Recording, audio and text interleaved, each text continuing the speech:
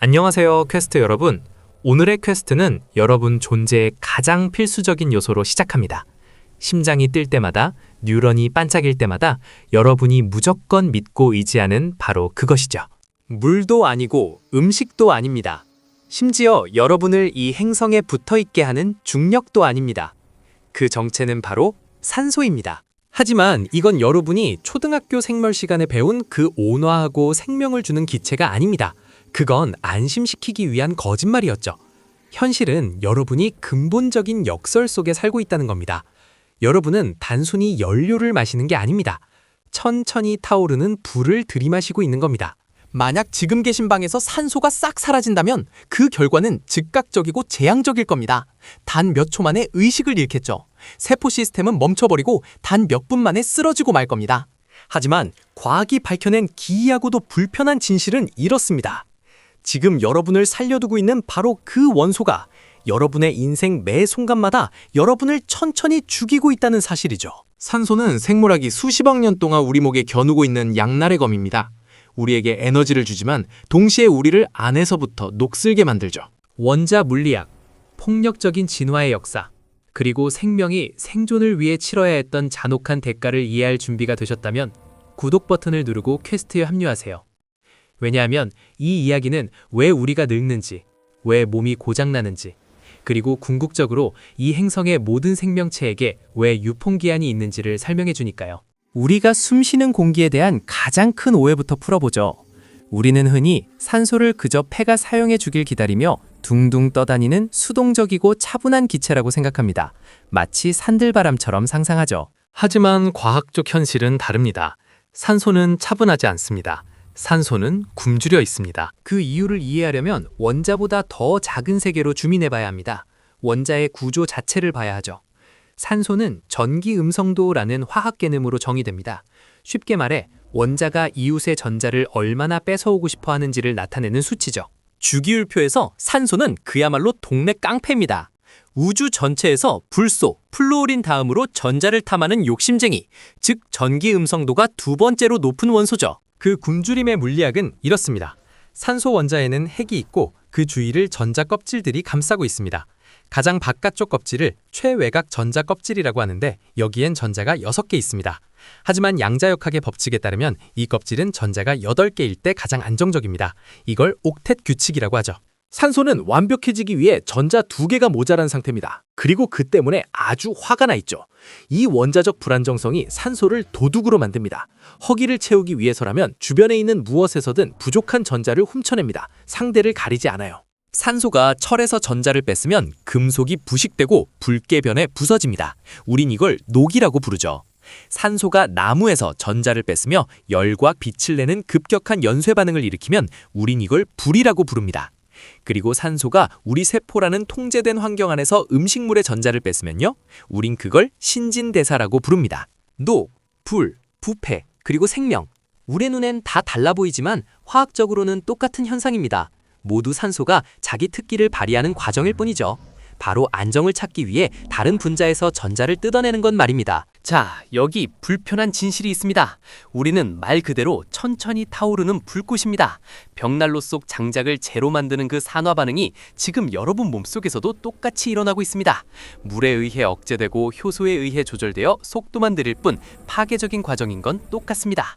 이게 왜 일어나는지, 그리고 왜 우리가 이런 유독한 화학 물질에 의존하게 됐는지 이해하려면 시간을 거슬러 올라가야 합니다.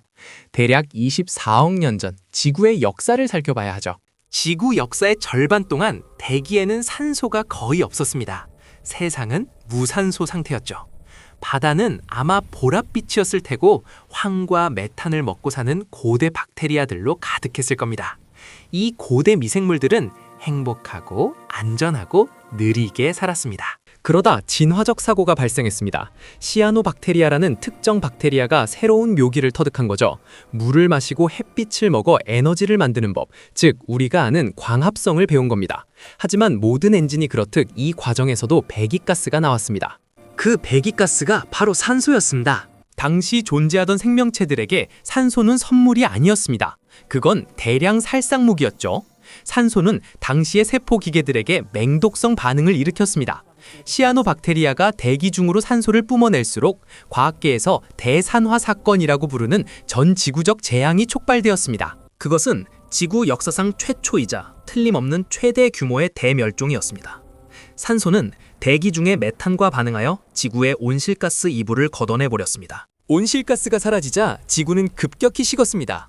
얼음이 극지방에서 적도까지 뒤덮으며 행성 전체가 꽁꽁 얼어붙었죠. 이 극한의 빙하기는 수백만 년 동안 지속되었습니다. 과학자들은 이 시기를 눈덩이 지구라고 부릅니다. 지구상의 대다수 생명체가 전멸했습니다. 산소는 바다를 녹슬게 하고 공기를 독으로 채웠죠. 하지만 소수의 세포가 살아남았습니다. 그들은 산소를 피해 숨기만 한 게 아니라 불가능한 일을 해냈습니다. 산소를 삼켜버린 겁니다. 이 시점이 생명의 역사에서 가장 중요한 순간입니다. 더 큰 포식자 세포가 산소를 견딜 줄 아는 작은 박테리아를 삼켰습니다. 하지만 소화시키는 대신 큰 세포는 그 박테리아를 살려뒀습니다. 둘은 동업을 시작했죠. 이것이 바로 세포 내 공생설입니다. 그때 삼켜진 작은 박테리아가 진화하여 오늘날 여러분의 세포 속에 사는 미토콘드리아가 된 것입니다. 이 파트너십은 모든 걸 바꿨습니다. 산소 이전의 생명은 미세하고 느리고 단순했습니다. 산소 이후의 생명은 폭발적으로 복잡해졌죠. 왜냐고요? 산소는 강력하니까요. 세포가 산소 없이 음식물을 처리할 때, 즉 무산소 호흡은 비효율적입니다. 포도당 분자 하나당 겨우 2개의 에너지 유닛만 얻을 수 있죠. 하지만 같은 포도당을 산소로 태우면요, 36개에서 38개의 에너지 유닛을 얻습니다. 산소는 터보 부스터를 달아준 셈입니다. 예전 방식보다 대략 16배에서 18배 더 많은 에너지를 내죠. 이 엄청난 에너지 잉여 덕분에 다세포 생명체가 다능해졌습니다. 큰 몸집을 유지하고 빠르게 움직일 수 있게 됐죠. 그리고 무엇보다 생물학 역사상 에너지를 가장 많이 먹는 기관인 인간의 뇌를 감당할 수 있게 된 겁니다. 여러분의 생각, 감정, 창의성, 그리고 이 영상을 이해하는 능력까지, 이 모든 것은 산소의 격렬한 연소작용으로 구동되는 아주 비싼 에너지 작업입니다. 하지만 함정이 있습니다. 공짜 에너지는 없으니까요. 생명이 산소와 맺은 거래에는 끔찍한 대가가 따랐습니다. 산소는 생명에게 에너지를 주었지만 조용히 유통기한도 함께 붙여버렸습니다. 메탄 기반의 혐기성 생명체는 에너지를 천천히 안전하게 태우기 때문에 내부 손상이 적어 유통기한이 딱히 없습니다. 반면 산소 기반의 생명체는 에너지를 빠르고 격렬하게 태웁니다. 그 넘치는 힘에는 숨은 비용이 따르죠. 숨을 쉴 때마다 반응성 손상이 축적되어 생명 자체에 조용히 카운트다운을 시작하는 겁니다. 그 이유를 알기 위해 세포의 발전소인 미토콘드리아 내부를 들여다봅시다. 거래가 틀어지는 곳이 바로 여기거든요. 미토콘드리아 안에는 전자전달계라는 복잡한 시스템이 있습니다. 물동이를 나르는 줄이라고 상상해보세요. 음식물에서 나온 전자가 단백질 복합체들을 따라 이리저리 점프하며 전달됩니다. 이 전자의 흐름이 양성자를 퍼올려서 세포의 배터리를 충전하죠. 그 줄의 맨 끝에 산소가 기다리고 있습니다. 최종 포수죠. 산소는 전자를 받아 수소와 결합해 무해한 물, H2O로 변합니다. 이게 완벽하게 작동하면 효율성의 기적이나 다름없습니다. 하지만 생물학은 100% 완벽하지 않습니다. 꽤 엉성하죠. 가끔 대략 1%에서 2%의 확률로 산소가 참지 못할 때가 있습니다. 물이 될 준비가 되기도 전에 줄의 중간에서 전자를 낚아채버리는 거죠. 이렇게 되면 물이 되지 않습니다. 대신 슈퍼옥사이드 음이온이라는 뒤틀리고 성난 분자가 되어버립니다. 이것이 바로 활성산소, 즉 프리라디칼의 탄생입니다. 활성산소는 분자 세계의 무정부주의자입니다. 껍질 가장자리에 짝이 없는 전자를 가진 원자나 분자죠. 화학의 세계에서 짝 없는 전자는 공포 그 자체입니다. 분자는 난폭하게 반응합니다. 안정을 찾기 위해 다른 전자를 찾아야 하는데 어디서 가져오든 신경 안 씁니다. 가장 가까이 있는 멀쩡한 분자에서 전자를 뜯어냅니다. 여러분의 DNA 가닥에서 훔쳐 유전 코드를 부술 수도 있고, 세포막의 지질에서 훔쳐 세포벽에 구멍을 낼 수도 있습니다. 단백질에서 훔쳐 모양을 비틀어 쓸모없게 만들 수도 있죠. 그리고 정말 무서운 점은 이겁니다. 활성산소가 안정된 분자에서 전자를 훔치면 그 피해자 또한 활성산소가 된다는 겁니다. 짝없는 전자가 생겼으니 개도 돌아서서 옆에 있는 이웃을 공격합니다. 세포를 찢어발기는 도둑질의 연쇄 반응, 파괴의 폭포가 만들어지는 거죠. 우리는 이 손상을 산화 스트레스라고 부릅니다. 우리 몸을 자동차 엔진이라고 생각해 보세요. 엔진은 연료를 태워 움직이지만 열과 배기가스도 만듭니다. 시간이 지나면 그 열이 피스톤을 휘게 하고 금속을 녹슬게 하죠. 여러분 몸에서도 똑같은 일이 벌어지고 있습니다. 활성산소가 콜라겐을 공격하면 피부 탄력이 떨어져 주름이 생깁니다. 혈관을 공격하면 동맥이 딱딱해지죠. DNA를 공격하면 암으로 이어질 수 있는 돌연변이가 생깁니다. 뇌의 지방을 공격하면 인지 능력이 떨어지고 기억력이 감퇴합니다. 대부분의 사람들이 듣지 못한 이야기가 있습니다. 여러분은 단순히 시간이 흘러서 늙는 게 아닙니다. 시간은 그저 측정 단위일 뿐이죠. 여러분이 늙는 진짜 이유는 산소가 끊임없이 여러분의 생체 기계를 공격하고 있기 때문입니다. 우리는 안에서부터 천천히 녹슬어가고 있는 겁니다. 그렇다면 의문이 생깁니다.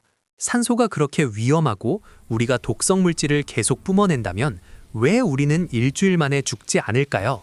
어떻게 인간은 80세까지 사는 걸까요? 답은 우리 몸의 방어 시스템에 있습니다. 우리 몸은 산소가 위험하다는 걸 알고 있습니다. 20억 년 전부터 알고 있었죠. 그래서 방어망을 구축했습니다. 여러분, 몸 안에는 슈퍼히어로 군단이 있습니다. 슈퍼옥사이드 디스무타아제, 카탈라아제, 글루타치온 퍼옥시다아제 같은 복잡한 이름을 가진 항산화 효소들이죠. 이건 블루베리 좀 먹어서 없는 비타민 정도가 아닙니다.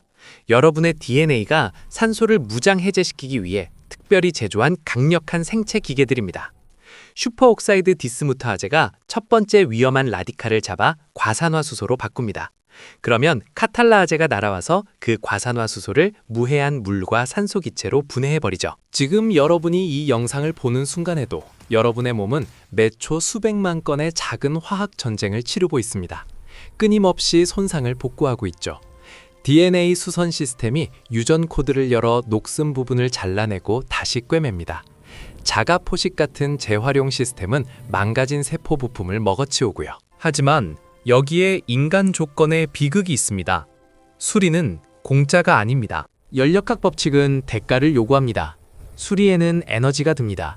시간이 듭니다. 그리고 결정적으로 정밀함이 요구됩니다. 젊을 때는 방어 시스템이 튼튼합니다.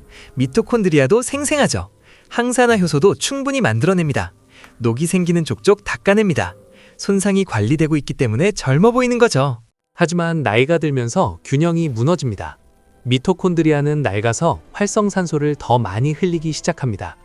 DNA 수선 효소는 느려지고 실수를 하죠. 재활용 시스템은 세포 안에 쌓이는 쓰레기 더미에 압도당합니다. 손상 속도가 수리 속도를 앞지르기 시작합니다. 오류가 축적되죠. 노화는 실수가 아닙니다. 생물학의 실패도 아닙니다. 노화는 그저 엔트로피의 수학적 필연일 뿐입니다. 수리팀이 더 이상 불길을 잡지 못할 때 벌어지는 현상인 거죠. 하지만 이야기는 생물학에서 끝나지 않습니다. 우리가 사는 방식에 대해 얘기해야 합니다. 우리는 이 싸움을 스스로 더 힘들게 만들고 있거든요. 진화는 우리를 깨끗한 공기, 자연식품, 적당한 신체적 스트레스가 있는 환경에 맞춰 준비시켰습니다. 하지만 우리가 만든 현대사회를 보세요. 우리 몸이 감당하도록 설계되지 않은 독소들을 도입했습니다. 도시의 오염된 공기는 미세먼지로 가득 차 있어 폐 속에서 엄청난 양의 활성산소를 만들어냅니다. 담배 연기는 본질적으로 산화 스트레스 농축액입니다. 한 모금에 수조 개의 활성산소가 들어있죠. 설탕과 식물성 기름 범벅인 가공식품은 미토콘드리아를 과로하게 만들어 전자 누출을 더 유발합니다. 만성적인 심리적 스트레스는 코르티솔을 분비해 수리 시스템을 더욱 약화시킵니다. 우리는 약해진 게 아닙니다. 진화보다 빨라졌을 뿐이죠. 우리는 산소를 통제된 위험에서 지속적이고 압도적인 과부하로 바꿔버렸습니다.